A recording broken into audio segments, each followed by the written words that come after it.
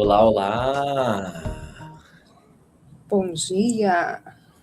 Bom Bom dia! dia. Que Muito ótimo bom estarmos dia. aqui, pessoal. Queria dar as boas-vindas a todos que estão com a gente aqui, estão chegando. Vou fazer então a introdução de apresentação aqui do nosso quinto episódio do People Design Talks.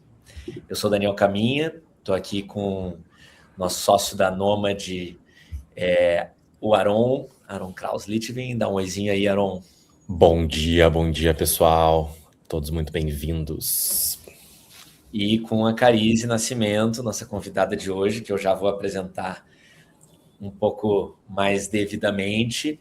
Mas, pessoal, para quem está chegando agora, sejam muito bem-vindos e saibam que esse programa ele é gravado ao vivo, mas depois a gente disponibiliza esse material. Mas para quem está ao vivo, é sempre muito bom poder experimentar essa troca mais interativa. Então, encorajar vocês a que mandem aí mensagens, perguntas, considerações, compartilhando experiência também, porque isso que torna o ao vivo mais interessante. E hoje a gente está aqui para falar de um assunto que ele vem evoluindo nas nossas conversas, e foi muito bacana conhecer a Carize nesse movimento de aprofundamento desses conceitos, desses estudos e práticas, né? Então, o nosso título sobre Skills Ontology, como fazer a cultura do Skills Ontology potencializar carreiras, né? A gente vai abrir um pouco mais esse conceito, obviamente. A ideia é explorar o quanto a gente olhar para um entendimento mais profundo de habilidades, ou seja, o que compõe as habilidades dentro de uma organização, faz diferença para a gente poder ter um negócio que seja mais sustentável, ainda mais nesse momento que a gente vive de aceleração, de transformação constante, e o quanto a gente precisa sair um pouco daquela lógica de cargos fechados, em que muitas vezes as pessoas nem sabem quais são as habilidades que elas precisam para estar ali, ou elas acham que elas precisam só daquilo para quais elas foram contratadas, e não se atualiza essa percepção, esse entendimento, e o quanto é importante trazer isso, sair do RH, né, sair da ideia do job description, e passar a ser um conteúdo diário de reflexão, de aperfeiçoamento. Então, com essas intenções, a nossa convidada Carize Nascimento, ela tá aqui para engrandecer essa conversa. Carize é executiva de RH, especialista em desenvolvimento humano, cultura e design organizacional, é psicóloga de formação, minha colega aí, psicóloga, com mais de 18 anos de carreira, tendo se dedicado a liderar grandes transformações, né, e reestruturação de multinacional em diversos setores, do varejo à tecnologia. A Carize tem uma base comportamental muito forte e que combina com um olhar analítico para processos e dados, sempre muito conectada com áreas de tecnologia e de negócio. Então vai ser bacana ouvir as experiências nessa vasta trajetória, e a gente vai buscar trazer um foco de compartilhamento aqui de experiência na ocupação mais recente que a Carize teve no projeto na Leroy Merlin, ou Merlin, aí agora a Carize vai dizer como é que pronuncia internamente da melhor forma, para a gente ver um caso prático, né? Acho que tentar trazer para vocês que nos acompanham aqui uma discussão que tem, sim, conceitos que são muito atuais, mas também práticas o mais próximo da realidade. Beleza, gente? Vamos lá, então, para abrir a nossa conversa, queria te pedir, Carize, para contar um pouquinho, contextualizar a tua trajetória, um pouco, né, de como é que você vem percebendo essa conexão de cultura com desenvolvimento, design organizacional. A gente começa aí olhando big picture e vai entrando nos nossos temas mais específicos. Muito obrigado. Perfeito. Eu que agradeço, muito feliz de estar aqui com vocês, com essa temática, né, tão potente, tão transformadora, e necessária para a gente, né, ter organizações mais alinhadas à necessidade, né, de negócios e a todas as tecnologias que estão por vir e já estão chegando, né, com bastante representatividade. Acho que, obrigada pela apresentação também, muito honrada aí pela introdução.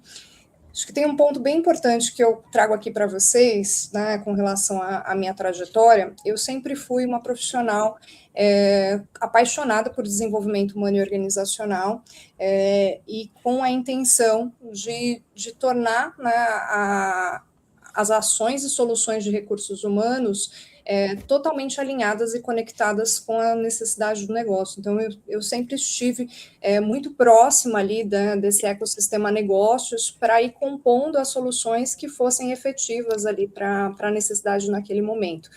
E cada organização é uma organização, né? É muito difícil a gente trazer aqui uma boa prática e alguém que estiver aqui nos ouvindo falar, eu vou fazer exatamente o que a Carise está propondo, né, na minha organização. Tem uma particularidade importante, que é entender ali, né, os bastidores dessa organização, dessa cultura, e todo um trabalho interventivo, né, e de influência em conjunto com todos os executivos da companhia, para fazer essa construção. E uma curiosidade, eu comecei a fazer isso até de uma forma mais intuitiva, para que eu pudesse ter ali condições de trabalhar cultura, de trabalhar bons produtos de avaliação de desempenho, para que eu pudesse trabalhar outras soluções de recursos humanos e fazer melhorias de processos, de política. Eu percebi que faltava ali uma organização, né, da casa antes de dar o primeiro passinho. E em 2016, eu estava como responsável pela área de treinamento e desenvolvimento, depois fui tendo outras atribuições na Solera, que é uma holding americana de soluções veiculares, e para que eu pudesse trazer um modelo, né, de avaliação de desempenho, uma avaliação de performance, de comportamento, valores, eu comecei a fazer um mapeamento, né, de cargos, né, um mapeamento de competências, né, saindo daquele modelo mais tradicional do job description, né, e daquele mapeamento mais estático, para uma construção em conjunto, para que eu pudesse ter isso como insumo para fazer outros produtos.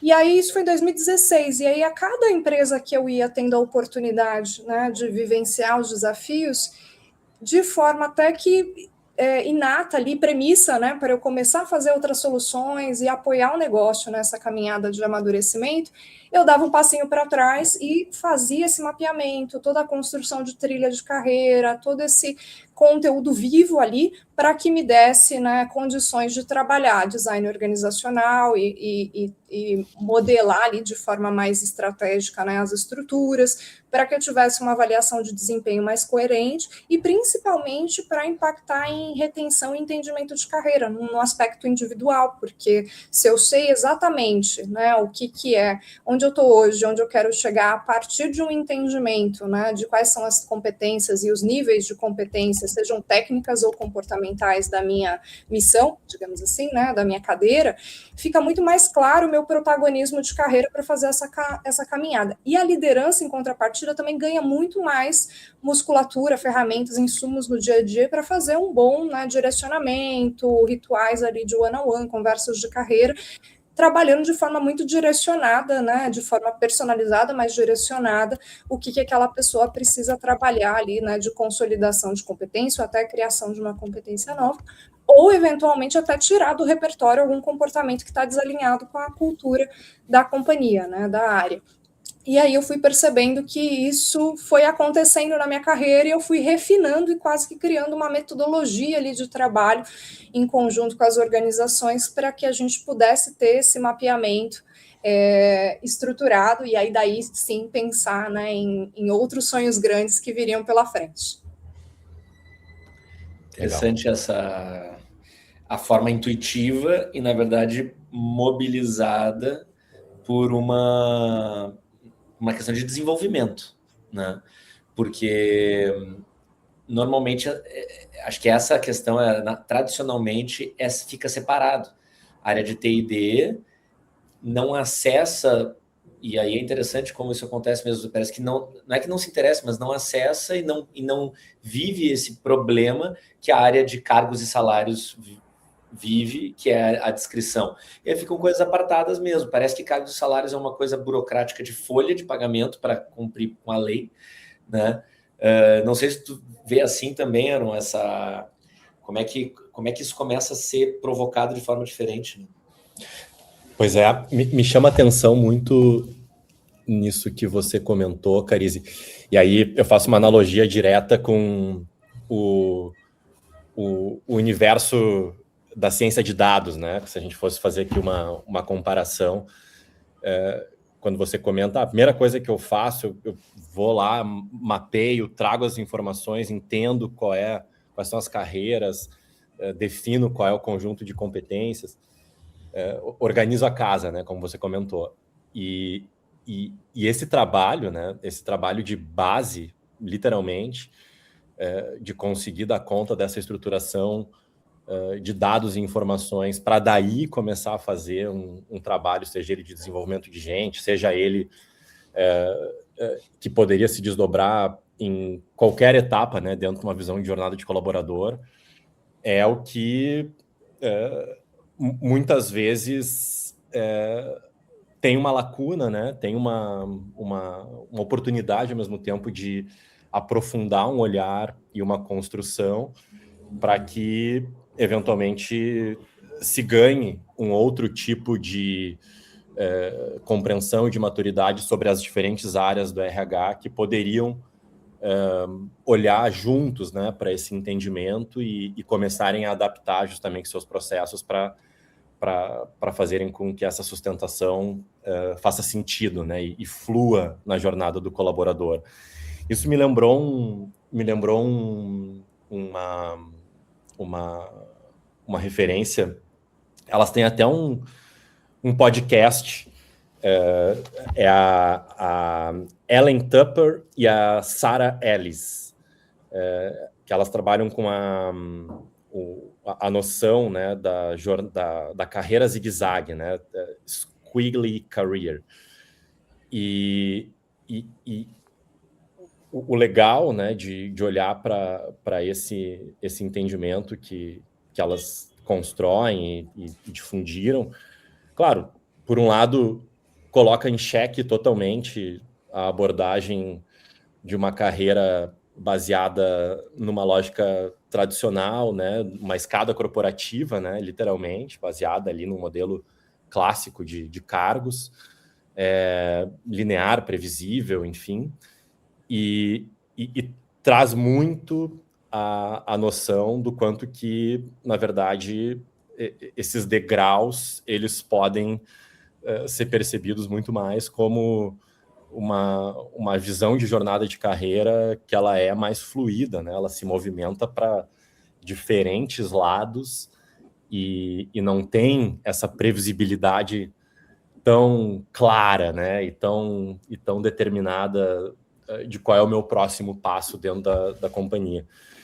E aí, claro, é evidente que quando a gente está falando disso, isso muda bastante coisa, né? Quando a gente vai para a prática e realmente implementa uma noção desta dentro da companhia, o quanto que uma dinâmica de carreira moldada por habilidades, ela determina uma mudança estrutural bastante profunda, né, dentro de uma organização, né, e o quanto que é complexo fazer esse movimento de uma forma realmente consciente e que consiga justamente conectar, cara, essas diferentes áreas do RH para darem sustentação para esse movimento, né?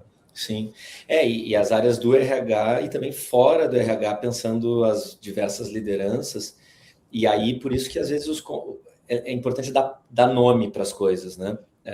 Trazer conceitos que nos ajudam a entender novas práticas. Às vezes a gente fica, porque isso é só uma palavra. Sim, é uma palavra, mas a palavra ela vem para apoiar uma prática e a gente dá um nome para poder fazer diferente. Enfim, o estudo da linguagem fala disso, né? O que veio antes, a prática ou a palavra ou a coisa? E às vezes é isso, a gente precisa da palavra para poder dar nome à coisa. E aí esse conceitão que a gente trouxe, né? Skills Ontology, ou seria ontologia das habilidades. Por que é importante esse nome? Um outro jeito de pensar é a ideia de uma taxonomia viva. Ela não é uma taxonomia encaixotada que fica na descrição de um cargo e ninguém mais olha para ela, né? Ela não interessa mais à organização, ela serve apenas para um job description no momento da contratação e olhe lá, né? Até estava numa conversa com um colega aqui que estava dizendo, puxa, na área de TI o RH me pede, tá, me passa aí o job description. Eu falei, cara, eu não sei qual é o job description, eu só sei que ele tem que resolver a pessoa tem que resolver esses problemas aqui. Para resolver esses problemas são dessas habilidades. Então, é mais sobre esse tipo de conversa, né, que não é uma descrição estática de a gente pode pensar assim, num prato, né, ou uma comida, é um bolo de chocolate que eu preciso. Não, quais são os ingredientes desse bolo de chocolate que compõem ele.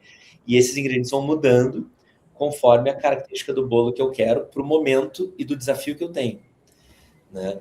Então, é isso que seria um entendimento vivo das habilidades que compõem não apenas a posição específica, mas a empresa como um todo. Porque aí a gente começa também a valorizar muito a possibilidade de mobilidade interna. Depois a gente vai falar um pouquinho mais sobre isso, até com alguns exemplos de marketplace de talentos, né? Mas o quanto a mobilidade ela também é um atrativo que eu só consigo dar se eu tiver clareza mais horizontal, ampla e interconectada das habilidades que compõem a necessidade da organização. E aí aqui até quero deixar uma referência, uma sugestão muito interessante. Não sei se vocês conhecem, Aron Carisi, a base de dados, que o Aron está falando de base de dados, né? Do ONET. Eu não sei se pronuncia assim, porque é americano, né, estadunidense, uma pesquisa muito grande, que é o banco de dados formal e público maior do mundo, mapeou mais de 800 atividades, e se você coloca lá analista de marketing, ele abre toda uma descrição de conhecimentos, tarefas que precisa realizar e habilidades que precisa ter, ferramentas que precisa dominar. Então, é bem interessante. A gente vai deixar aqui no chat para vocês o onetonline.org, maior banco de dados de skills que a gente tem público. Mas para a gente poder avançar um pouquinho e ir olhando para casos práticos, queria abrir então esse desafio de construir uma taxonomia viva, que não é comum a gente ver, né, desse jeito, com metodologia, com engajamento da liderança, num trabalho mais horizontal entre diferentes áreas, que você conduziu, Carisi, na Leroy. Então, se você puder falar um pouquinho para a gente ir tecendo comentários, né, e práticas em cima disso, como é que foi esse processo, o que você percebeu desde a necessidade até os primeiros passos para construir esse projeto lá na Leroy? Excelente. Eu vou trazer o caso da Leroy com um pouco mais de granularidade, né, porque é a experiência mais recente e a experiência onde a gente já consegue consumir também ali da inteligência artificial nesse novo cenário, mas como eu falei para vocês, né, cada estrutura é uma, cada cultura é uma, e então eu já venho fazendo esse trabalho desde 2016 e cada organização permite que você vai até um nível de maturidade, inclusive, né? Então, acho que são cases interessantes para a gente ir trocando e ter clareza também de, ok, cheguei até aqui, o que eu ainda tenho de construção para chegar no modelo mais próximo ali, o que a gente idealiza, né, dentro ali de um modelo completo, de uma estratégia de RH, né, baseada em conceitos de skill-based, para que a gente possa ter, né, todos esses processos conectados, né? O Aron comentou, né, que normalmente as empresas trabalham dicotomizadas ali, né? O operacional, às vezes até o tático, é necessário ter os subsistemas de RH, né? Cada um com a sua expertise, mas a estratégia de pessoas no guarda-chuva macro, ela precisa ser a estratégia de pessoas da companhia. Não tem como não ser uma estratégia que não conecte todos os produtos, todas as soluções, todos os processos, né? Então, é um pouco do que eu venho exercitando nessa costura, né, junto com a liderança executiva das empresas, para que a gente possa começar essa construção. E aí vou trazer, né, com um pouco mais de detalhes do case da Leroy Merlin, ou Leroy Merlin, né, ambos corretos, Daniel. Agora que tivemos a pronúncia certa. Para que a gente traga como referência, mas eu acho que é importante ter esse cuidado, né, de entender, de fato, que não é plug and play, né, e precisa acomodar, Sim. E precisa ter essa flexibilidade de construir a várias mãos, né, esse movimento. Tudo começa a partir de um diagnóstico, eu acho que, né, e nesse diagnóstico vem várias temáticas, né, de negócios, processos que estão precisando de mais, né, investimento de energia, mas normalmente ali depois de uns 3 meses, né, de diagnóstico dentro dessa companhia, é muito comum cair na necessidade, né, de começar a mapear as descrições, e aí uso descrição porque ainda é o termo mais difundido, né, mas a gente, né, usa mais para que as pessoas tenham essa referência, mas já trazendo metodologias, né, de focus group, metodologias de mapeamento, muito mais alinhadas, né, a esse entendimento da taxonomia, para essa internalização, né, do conceito e essa clareza, né, de necessidade, dentro daquela organização, para que isso vire, de fato, uma ferramenta de trabalho. Então, passado ali o período de diagnóstico, vem a proposta, né, e aí já pré-alinhada com todos os executivos, de que a gente vai precisar investir um tempo em conjunto, né, a várias mãos, para fazer esse mapeamento. E aí tem um ponto importante que precisa estar claro, né? Por mais que a gente esteja propondo, né, um mapeamento que vai apoiar soluções extremamente inovadoras de recursos humanos, a gente ainda tem algumas obrigatoriedades e regulamentações de base administrativa.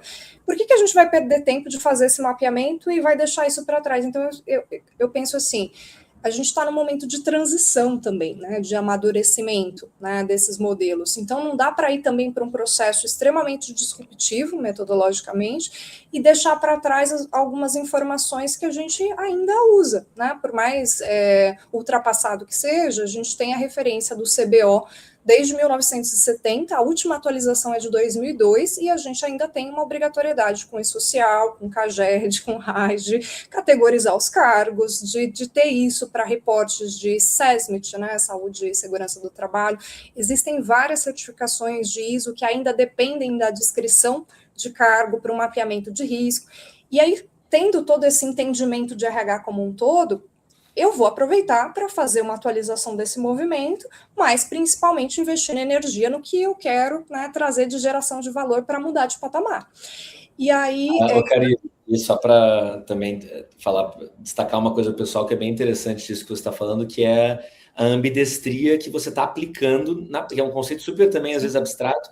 Aqui a gente tem um exemplo, acho que muito bacana de ambidestria. Você está dando conta de algo muito necessário, operacional básico, que é para a operação, todas as questões regulatórias, e você está dando um salto evolutivo de inovação ao mesmo tempo. Então, é uma ação ambidestra muito bacana aí nesse seu case. Só para destacar esse conceito. Excelente. E eu acho que é uma competência necessária, né, nesse momento de transformação, né? Porque senão a gente fica, né, parece até utópico se você vai direto, né, para a inovação, e não dá para fazer esse processo dessa forma. Ele precisa, de fato, dessa ambidestria. E aí, nessa caminhada, eu trago, né, de forma muito transparente para toda essa liderança, olha, vamos aproveitar para fazer esse trabalho, né, mais operacional em conjunto, porque ele vai garantir a nossa operação saudável, com todas as obrigatoriedades, e vamos fazer juntos um mapeamento a partir de um grupo operativo ali, né, que constrói conhecimento em conjunto, a partir de focus group, com todos os líderes. Então, eu estou fazendo um mapeamento, uma construção aqui da trilha de ciência de dados, né, a trilha mais recente que a gente tem aí no mercado, né, de inteligência artificial.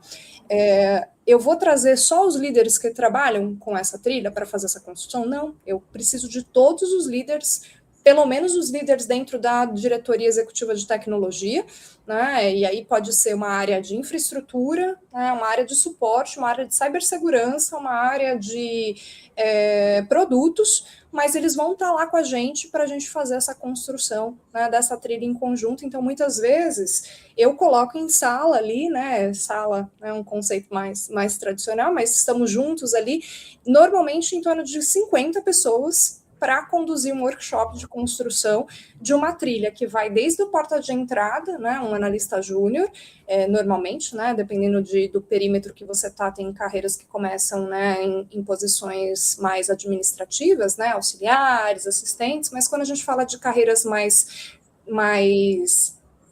tecnológicas, a gente normalmente começa do analista júnior, né? E aí a proposta é ir do analista júnior até a posição de maior complexidade, no caso ali, né, o CTO, CIO, né? Então, precisa descrever todos esses cargos e mapear, né, qual é o propósito, a razão de existência daquele cargo, quais são as principais competências técnicas, quais são as principais competências comportamentais, mais todas aquelas necessidades obrigatórias ali. E aí, em conjunto, né, a gente vai fazendo essa construção para que fique muito disseminado, né, introjetado nessa liderança o que é, né, a necessidade de fato daquela construção. E que fique muito claro também que sempre que surgir outra trilha, né, de conhecimento, de disciplina, ou qualquer necessidade de mudança, de aglutinação de trilhas, acontece, o mercado é vivo, né, é dinâmico, que a gente vai precisar se reunir num workshop de 2 horas novamente, para a gente fazer uma modelagem ali contínua, né, desse processo de atualização. E aí tudo isso sobe para dentro de um repositório, né? Na Leroy a gente usava já uma ferramenta, né, que era o Confluence, já era um repositório do time de tecnologia que já estava dentro ali do dia a dia, não ia precisar ter um investimento de aculturamento dessa ferramenta, mas eu já passei por outras companhias, como por exemplo Americanas, que a gente criou um site, uma plataforma para dar visibilidade de todas essas possibilidades de carreiras, de trilha, onde eu quero consultar qual é a descrição de cargo do CEO, eu quero consultar qual é a descrição de cargo do diretor de suprimentos, do analista financeiro, eu vou abrir e vou consultar com bastante transparência para que eu tenha a condição de fazer uma carreira zigue-zague, uma carreira em Y, e seja, de fato, protagonista dessa construção. Então, o lugar onde fica esse dado, para trazer transparência para a organização, ele é importante também, né? E aí vai, né, dessa análise de bastidores do que você já tem pronto, você tem espaço para fazer uma customização ou não, mas precisa ser um local que já esteja aculturado ali, né? Ou que você tenha consciência de que vai exigir um investimento de aculturamento para que as pessoas consultem isso de fato no dia a dia, para que gere valor, né? Então, vou fazer uma conversa com o meu líder, vou atualizar o meu PDI, meu plano de desenvolvimento individual, eu vou consultar de forma genuína ali, aquilo está trazendo valor para o meu dia a dia. Na Americanas, a gente fez até um trabalho que é super, né, conectado com a importância da taxonomia, que era, se eu passasse, inclusive, o cursor em cima da palavra, da competência, ele abria um pop-up de vocabulário ali, né, glossário, explicando o que era a partir da definição daquele grupo e de estudos, né, de mercado, de grandes organizações, né, como a gente tem aí de referência, bancos de dados já consolidados, que ajudaram a gente chegar naquela definição dentro naquela organização, né, usando às vezes elementos e artefatos de cultura dentro daquelas frases para ficar cada vez mais, né, conectado com aquela necessidade de negócio. E aí, depois que a gente faz todo esse trabalho de construção, é importante que tenha um plano de comunicação bem estruturado para ter kickoff, para ter lançamento, para começar, né, a usar isso e dar a mensagem de que isso vai estar conectado com todos os outros subsistemas de RH. Então, esse é um ponto super importante também. Se a gente não tiver condição de ajustar, né, e redesenhar os outros subprocessos de RH, talvez não gere tanto valor. Eu preciso ir lá na minha avaliação de desempenho e garantir que eu estou avaliando as mesmas competências daquele documento, daquela descrição. No dia a dia, quando eu vou fazer um processo seletivo, nós estamos, aquela é a nossa mais atual, o líder ele sozinho, ele não tem, né, a autonomia de, claro, ele vai contextualizar, trazer como que funciona a dinâmica, buscar ali, né, o que ele está, né, na expectativa para compor a pluralidade e a diversidade do time, com certeza toda a autonomia, mas o core ali da descrição, ela já foi feita a várias mãos, né, e esse líder foi co-construtor ali, né, desse processo com a gente, então ele vai pegar aquele documento, vai compartilhar, às vezes, né, com a Tech Recruiter ou com a recrutadora que está no processo, vai falar, ó, essa é a posição que eu preciso, o meu contexto é esse, eu pensei em trazer uma mulher por conta da equidade de gênero do time, eu pensei em ir por essa linha, trazer uma pessoa neurodiversa, aí tem outras perspectivas que o líder pode, né, apoiar ali, né, dentro desse movimento, mas a descrição em si, num aspecto de competências e principais responsabilidades, já está mapeado. Então, traz também um conforto, né, para o líder, né, e até para que ele foque em outras coisas, né, não tem um investimento de energia ali administrativo toda vez que vai fazer um processo, ter que construir algo novo. E aí a gente começa a colher frutos, né, da transformação desses processos, né, e vai modelando e ajustando outros subsistemas de RH para que tudo isso esteja integrado de fato, né, e as pessoas possam ter clareza, né, e é super legal porque a gente vai desmistificando e ressignificando algumas crenças também, né, então às vezes as organizações não têm clareza de que a descrição de cargo, às vezes, está gerando uma anomalia de estrutura. Então, eu quero ser líder porque o líder é reconhecido, o especialista técnico não é reconhecido. Isso é uma crença limitante, distorcida, muitas vezes, em companhias, pela forma com que a gente vai reconhecendo, né, as pessoas dentro de um processo de avaliação de desempenho, de remuneração, às vezes, pagamento até de variável, né, para pessoas que tenham equipes. E a gente tem percebido, principalmente nas grandes big techs, né, que o fortalecimento da carreira em Y, ele é cada vez mais urgente e necessário, e a gente precisa, né, demonstrar de forma estruturada, né, esse mundo de oportunidades, né, e essa possibilidade de carreira, onde a gente tem muitas vezes um coordenador e um especialista nível 1, um gerente especialista nível 2, um diretor funcional especialista nível 3, para que a gente tenha de fato reconhecimento, exigências, complexidades similares entre essas duas trilhas, mas com competências diferentes, né, com particularidades diferentes dentro dessas descrições. Sim. Acho que de forma a gente um pouco do desenho. Muito legal, tem várias coisas que a gente pode comentar aqui. Eu vou pegar o gancho só para dar um exemplo que eu tenho percebido e recentemente validado essa percepção da valorização da carreira técnica, né? E aí tem alguns aspectos. Acho que um deles, por estudos, tem se percebido a nova geração com menos necessidade de status na carreira no que diz respeito a chefia, a ideia de gestão, necessariamente.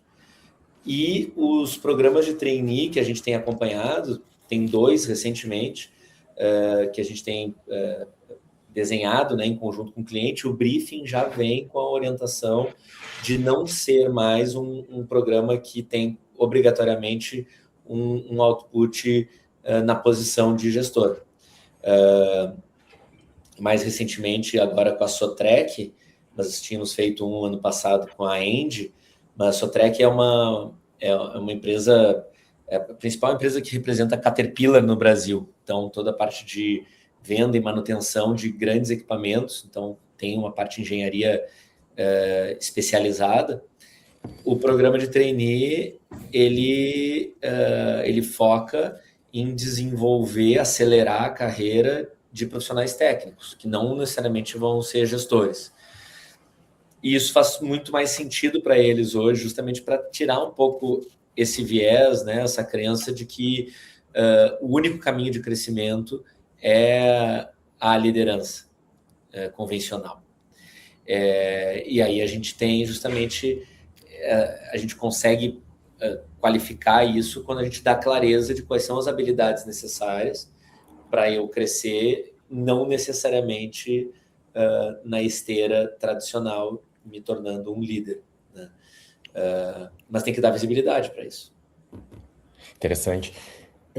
Vocês sabem que ontem eu fui no... Tá tendo aqui em Porto Alegre, eu estou em Porto Alegre, o South Summit, né? E aí eu fui lá e tendo hoje e amanhã também, né? E ontem, a gente já traz aí uma influência forte de SXSW, que foi semana passada, né? Mas foi interessante que em alguns painéis que eu fui, a ideia era falar sobre transformação digital, o quanto que a IA vem tensionando toda uma mudança de estrutura organizacional, enfim, essa conversa, né, que, de certa forma, está permeando boa parte, se não todas as organizações estão olhando para isso de alguma forma. E eu achei interessantíssimo que eu estava com uma expectativa, né, no primeiro momento de, vou ouvir aqui, vou ampliar o meu repertório muito mais de aspectos tecnológicos, de exemplos, né, de ferramentas ou qualquer coisa desse gênero, né? E para minha surpresa, a conversa de cultura organizacional, ela ganhou uma centralidade até de certa forma inesperada pelo próprio mediador lá que estava fazendo os 2 painéis que eu pude ver. Acho que ele foi pego de surpresa que caiu nesse lugar a conversa. O quanto que a gente não está mais falando de que tipo de ferramental a gente deve ou não deve adotar, ou essa oferta ela tende a ser cada vez mais abundante e ferramentas novas vão surgir para dar sustentação a tantas necessidades que estão surgindo, inclusive para essas que a gente está conversando aqui, de dar conta, né, dessa construção de uma ontologia de skills, mas esse papo, né, de quando entra em cultura organizacional me chamou muita atenção o quanto que isso muitas vezes é o que sim esbarra e faz com que as organizações não deem conta da sua própria evolução, no sentido de que existem barreiras, né, culturais que impedem que a organização avance de uma forma mais consciente e consistente em relação àquilo que eventualmente já se faz necessário, né? E aí eu queria ouvir, Carize, um pouco mais dessa vivência que você teve ali com o Leroy. Eu fiquei na dúvida o quanto que esse trabalho que foi construído de desenvolver todo esse entendimento de taxonomia, de fazer essas amarrações, o quanto que isso acompanhou uma cultura da companhia que demandava muito isso e você foi lá e trouxe isso como uma resposta, ou foi o contrário, né? Na verdade, você trouxe essa experiência, implementou esse projeto, e isso deu uma chacoalhada em entendimento de cultura final a gente precisa ter agora, daqui para frente, no sentido de entender que a construção e a implementação desse tipo de abordagem, ela, como você bem colocou, ela tensiona um olhar de mudança e de compreensão, de tradução do mundo do negócio para o mundo de gente.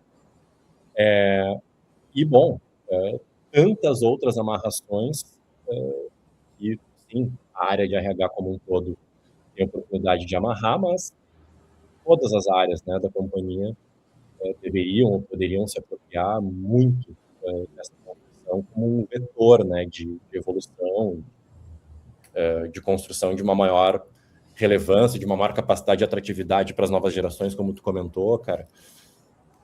Eu não sei como é que você sentiu isso,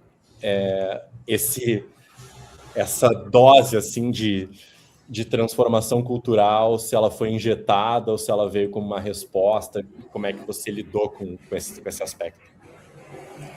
Excelente pergunta, porque a gente não está falando de uma organização que está saindo da primeira página, né, da página em branco.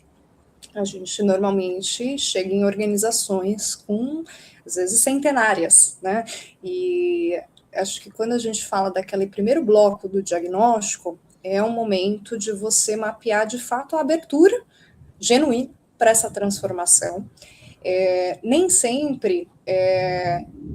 Olha, eu arriscaria dizer aqui aí, dado Carise, tá? 99% das organizações não conseguem traduzir a necessidade, né, para uma solução de RH. E por isso que é importante a gente ter ali profissionais de RH que façam essa tradução dessa necessidade. Mas chegando, né, num momento onde eu tinha, né, na Leroy um papel ali muito mais próximo do time de tecnologia e inovação, com uma responsabilidade mais transversal de transformação digital e cultural, mapeando todas as necessidades, eu também estava fazendo uma leitura de diagnóstico dessa abertura real e do quanto já existiam processos criados e implementados e difundidos que tinham conexão com a proposta que eu estava trazendo, porque aí a gente está partindo, né, está conseguindo fazer costuras ali para fazer um processo extremamente personalizado.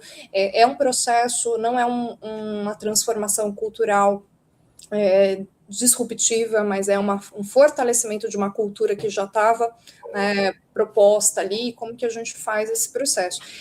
E é natural que mesmo na camada executiva, né, se identifique ali um entendimento, uma abertura para esse processo, a hora que a gente vai começar a fazer, de fato, o processo, surgem resistências, né, surge ceticismo, porque é um processo moroso, é um processo que vai exigir ali da liderança um investimento ali de horas de energia, né, nesses workshops, e precisa de fato estar presente, né, trocando figurinha, construindo conteúdo para a gente sair do outro lado. E aí, vou trazer aqui um pouco mais no detalhe, né, a pergunta da Priscila Ventura, que está acompanhando aqui com a gente. Eu tenho, né, não só da Leroy, mas olhando meus bastidores aí desde há 10 anos já trabalhando com essa metodologia, normalmente se leva em torno de 100 horas em conjunto com a liderança, e aí não estou incluindo quanto a Carise muitas vezes precisa preparar materiais de bastidores, organizar planejamento de projeto, porque aí é a figura do gerente de projeto, né, atuando ali, mas com a liderança, minimamente 100 horas por perímetro. Então, vou fazer com a tecnologia, basicamente 100 horas ali de mapeamento. Vou fazer com marketing, vou fazer com o próprio financeiro, recursos humanos. Na Americanas, a gente fez na organização toda, né, todas as trilhas. Na Leroy, a gente ainda estava nessa construção e nessa modelagem, né, cada estrutura chega ali num nível de maturidade. Mas, normalmente, os workshops para mapear, né, as trilhas de um perímetro levam em torno de 100 horas, porque a gente está falando do mapeamento, muitas vezes, de 15 a 20 trilhas de carreira. Dentro dessas trilhas de carreira vão quase 80, 90 cargos, né, descrições de cargo, porque você precisa começar do menor nível e subindo, chega um momento que tem a carreira em Y, tem as modalidades diferentes ali de arranjos de carreira, até chegar no topo da organização, para que você dê essa transparência. Se você começa um trabalho desse e dá visibilidade só para os cargos de base, é uma incoerência ali com toda a essência, né, do projeto. Então, precisa estar 100% pronto para fazer um lançamento. E aí, dividindo, né, por trilhas, né, e aí por disciplinas, hoje a gente vai falar de infraestrutura, hoje a gente vai falar de dados, hoje a gente vai falar de engenharia de software, e aí vai pegando essas disciplinas para construir, leva em torno de 2 horas cada workshop, né, de focus group, e umas 100 horas para fazer esse mapeamento como um todo.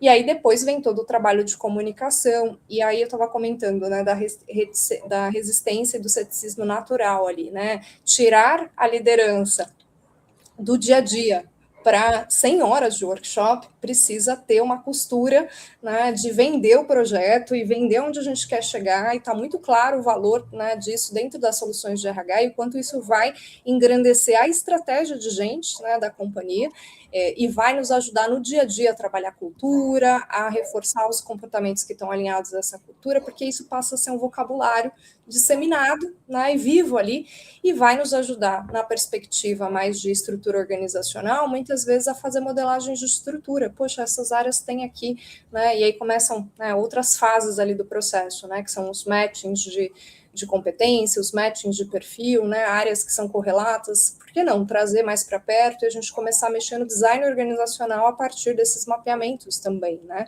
Então, trazendo um pouquinho aí de quantitativo, Priscila, de tempo, não é um projeto curto, mas se a gente tiver um bom alinhamento ali no começo, né, aos pouquinhos a própria liderança vai sentindo valor e acaba sendo leve, divertido e agregador o próprio workshop. Mais para frente, conforme vão vindo os resultados, isso vai tirando da liderança ali algumas atividades operacionais e que, de fato, né, não deveriam estar com a liderança para que eles foquem, de fato, né, no que é o papel de desenvolvimento, de, né, aconselhamento, direcionamento do dia a dia, que vai ser o grande diferencial também daqui para frente, quanto mais a gente passa, né, por modelos agora híbridos entre humanos, né, e inteligência artificial. O que a gente vai precisar destacar na nossa liderança é essa capacidade de desenvolvimento, de acolhimento, de orientação. E se o líder já sai de um ponto de partida onde ele tem boas ferramentas, né, de clareza desse mapeamento de competência, a gente dá mais condições para o líder de fato ser líder. Né? Sim. É difícil trazer esse impacto que é tão amplo e transversal na companhia no início do projeto. No início, talvez o que você falou, tem que dar uma forçadinha, tem que fazer ser divertido, não pode ser, né, muito pesado, porque senão as pessoas vão resistir, porque é difícil comprovar o impacto no início. Mas falando um pouco desse aproveitamento que se tem a partir do momento que se já tem uma base de mapeamento, você tem consciência e você tem uma alimentação aí mais constante, né, dessa modelagem viva, é uma das coisas que você falou do design organizacional, né? Então, você começar a trabalhar a mobilidade de algumas pessoas e trazer isso como um benefício, de que às vezes eu estou subutilizado numa área e eu tenho habilidade para contribuir muito em outra. E às vezes isso não se dá necessariamente só por uma mudança na posição, mas a participação em projetos, né? Que a gente sabe o quanto isso também pode ser estimulador no que diz respeito a oferecer desafio para as pessoas. E aí a gente vai deixar aqui para vocês, tem 2 cases muito bacanas da Unilever e da Mastercard de Talent Marketplaces. A gente traz um num podcast e outro num artigo, que é interessante de dar uma lida. São cases já que podem se dizer clássicos, mas que mostram, talvez com dados, para você aí na sua empresa conversar com o C-Level e demonstrar os ganhos disso, né? Os ganhos que a partir que eu tenho essa base, eu consigo fazer uma série de melhorias depois no design organizacional, em projetos de inovação, em melhoria de processos, em redução de horas operacionais da liderança. A Carize citou aqui também alguns. Mas vamos lá, tem uma pergunta aqui da Esther que eu não quero deixar passar. Pode falar um pouco mais sobre o significado de Skills Ontology? Teria relação com Skills First? Esther, sim, a gente está falando o tempo inteiro desse significado, só para tirar um pouco também o peso conceitual, né? E tem a ver com Skills First, sim, no sentido de trazer habilidades para o centro da conversa. E aí a gente não tratar habilidades como algo estático, né? Como algo que a gente define lá para fazer, para entregar lá para o SESMIT, né? Ou para definir cargos e salários e poder estar de acordo com a legislação, e ninguém fala mais nisso. Então, é pelo contrário, a gente traz para o plano de frente, né? Para ser realmente central na conversa de gestão de cultura e pessoas. E isso passa a fazer parte do vocabulário, e acho que esse é um dos ganhos do que a Carize trouxe aqui, do envolvimento da liderança. Se o RH fizesse isso de uma forma silenciosa, discreta e sem envolvimento, talvez tivéssemos um resultado razoavelmente similar em algum momento de mapeamento, mas não teríamos uma mudança cultural, que é essa que a gente está enfatizando aqui, de potencializar a carreira. Porque as pessoas elas têm que perceber o quanto faz diferença na vida delas, enquanto profissionais, e na organização, o assunto de skills ele está permeando as conversas. E elas terem mais repertório para descrever as habilidades. E então entrar mais na granularidade dessas habilidades, que vai também ter uma carga forte aqui de empresa para empresa. A mesma habilidade ela pode ser descrita de forma diferente em diferentes empresas, porque existe uma cultura da forma de fazer daquela empresa. Então, as pessoas falando sobre isso, elas, além de estarem potencializando as suas carreiras, elas também estão ajudando no design da organização. E aí, já faço aqui um gancho para o nosso último bloco, né?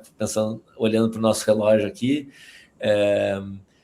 que é de o quanto a chegada da inteligência artificial ela não só potencializa a capacidade de diz respeito à aceleração do mapeamento, torna mais fácil. Os próprios cases de talent marketplaces aqui, eles são inteligentes e facilitados por IA, mas não só isso, ou seja, não só a IA ajudando no processo de mapeamento, mas também a IA sendo, condicionando a necessidade desse mapeamento por uma necessidade de reconfigurar as tarefas. Né? Então, saiu recentemente um estudo, recentemente mesmo, da Anthropic, agora início de março. A gente vai disponibilizar aqui para vocês também. É um artigo que fala dos impactos da IA no trabalho, né? E o quanto esse estudo ele foi feito indo exatamente na ontologia das skills, que é abrindo as tarefas, entendendo como que a IA ela impacta nas tarefas. Não é no cargo. Eu olhar o cargo, eu estou olhando o cargo, é muito amplo. Eu tenho que ir nesse cargo, quais são as tarefas? E aí a gente decupa e olha as tarefas todas. Dessas tarefas, quais habilidades são necessárias? E onde a IA impacta? Então, não é que a IA vai substituir o cargo, ela vai substituir algumas tarefas. E qual é o impacto dessa substituição para esse cargo, para essa atividade? E aí eu talvez tenha que mudar a atividade, eu vou ter que reescrever a atividade, a função, numa reconfiguração das tarefas que eu executo. E a Anthropic traz um relatório, até eu achei otimista, porque ela diz assim, é importante a gente, né, ser um pouco pé no chão, parar de falar tanto do impacto do que a IA pode fazer, porque sim, a IA pode fazer muita coisa, mas o que de fato ela está fazendo, que é bem menor. Isso como um resultado, vou dizer, positivo, para a gente não entrar numa vibração desesperada, porque na prática ainda a gente tem muito, o humano tem muito o que fazer, mas para isso vai ter que abrir um olhar revisar a forma como faz as tarefas e com muita humildade e também curiosidade, pensar em fazer as coisas diferentes e não ficar brigando para fazer as mesmas coisas do mesmo jeito, né? E aí esse mapeamento ele ajuda demais, porque a gente tem a decupagem disso tudo, né?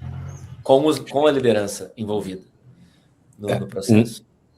Não tem como não, isso aqui você falou agora, não tem como não linkar, e aí já fica também como uma sugestão para quem não viu ainda, vale a pena ver, já está disponível no YouTube a palestra da Amy Webb, recentemente, na semana passada, do SXSW,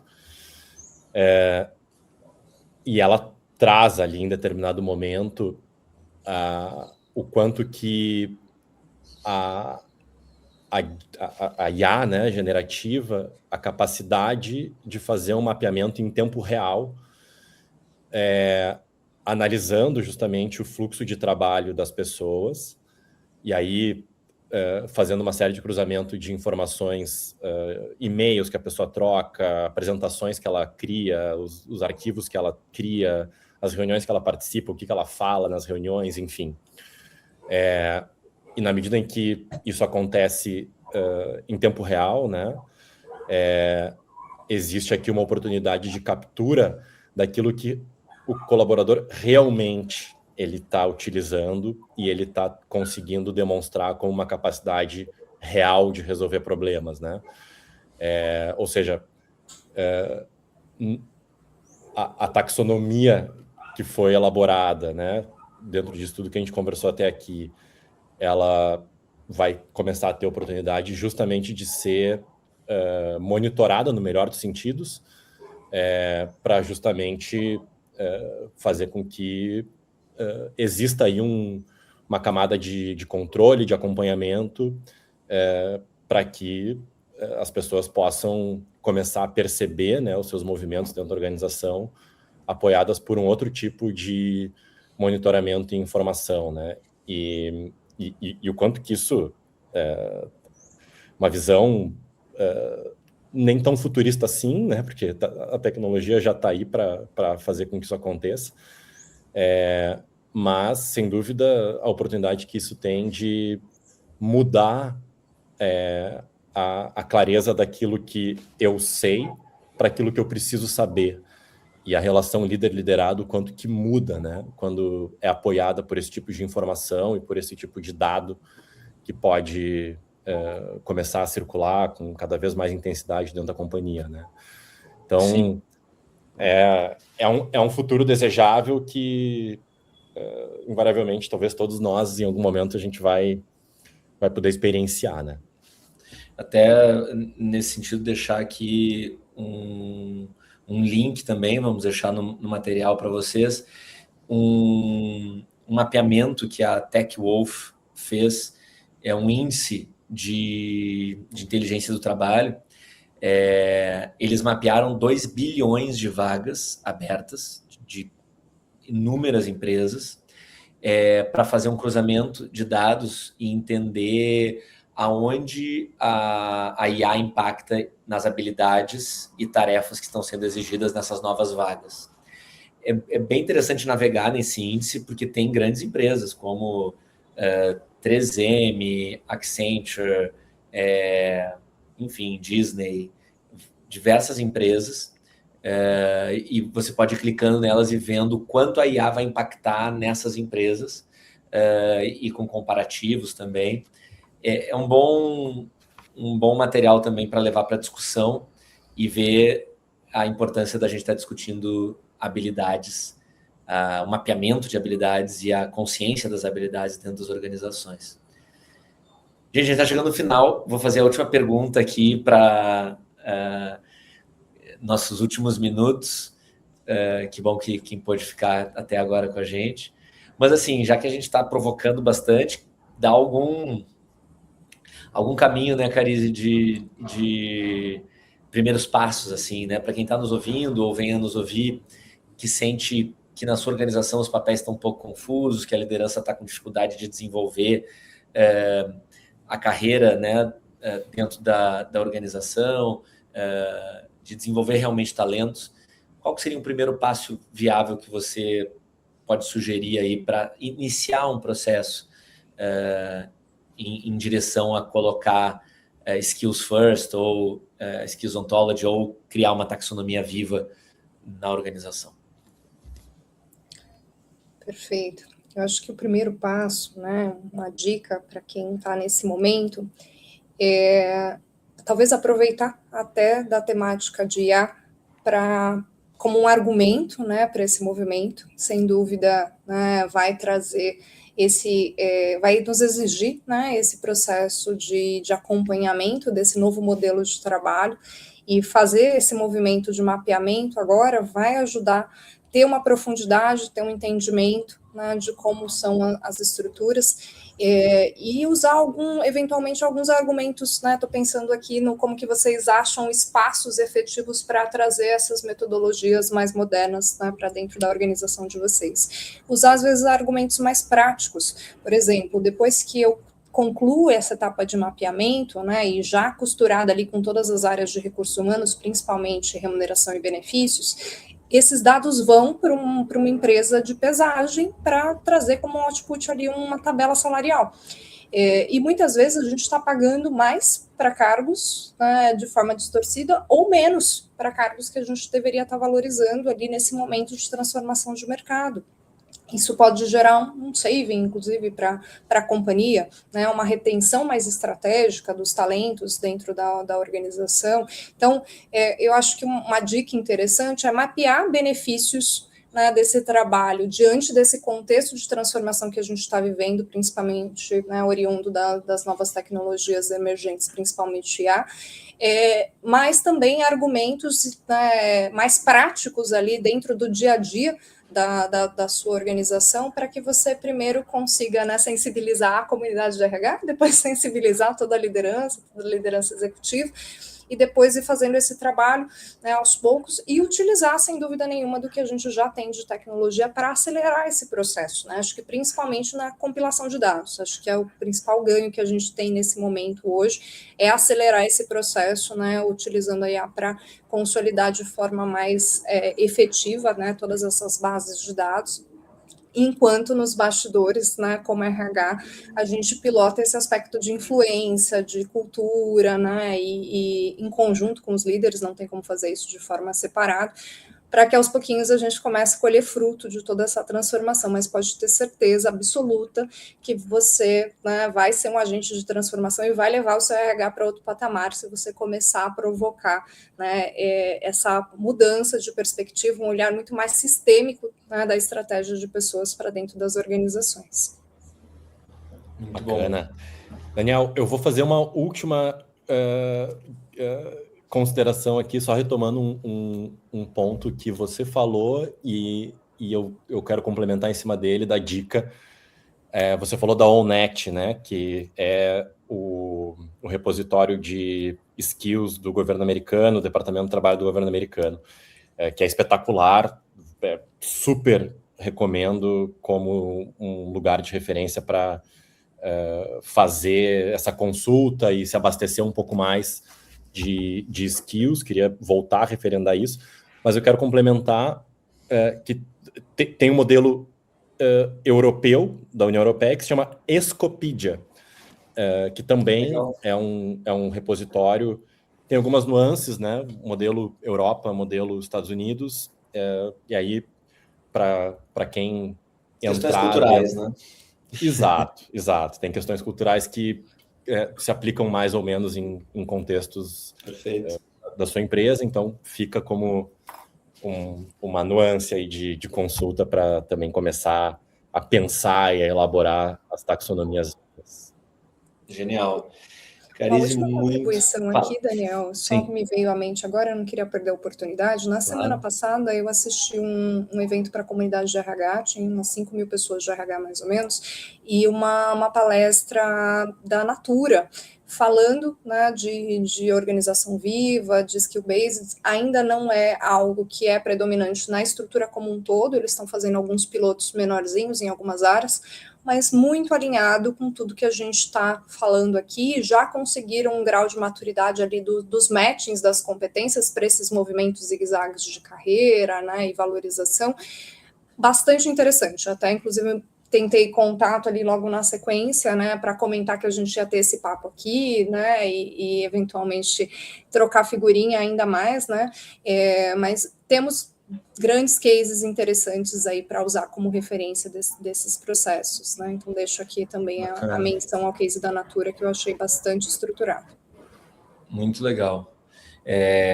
Gente, então, agradecer, estamos no nosso tempo aqui, então respeitar também esse limite. E, Carize, muito obrigado, acho que foi excelente te ouvir de forma bem prática. Agora, quem pôde captar aí a mensagem de como dar esses primeiros passos e colocar, né, de forma pragmática o resultado que isso pode gerar. Não é uma coisa automática que se faz hoje, se colhe amanhã, mas é necessário começar a fazer, porque vai gerar um grande impacto num futuro muito breve, agora que a gente já está sendo aí exposto. Então, Aron, Carize, obrigado. Até a próxima. Muito bom quem esteve conosco aqui e divulgaremos tudo para vocês depois. Grande abraço. Até mais, pessoal. Obrigada. Tchau, tchau.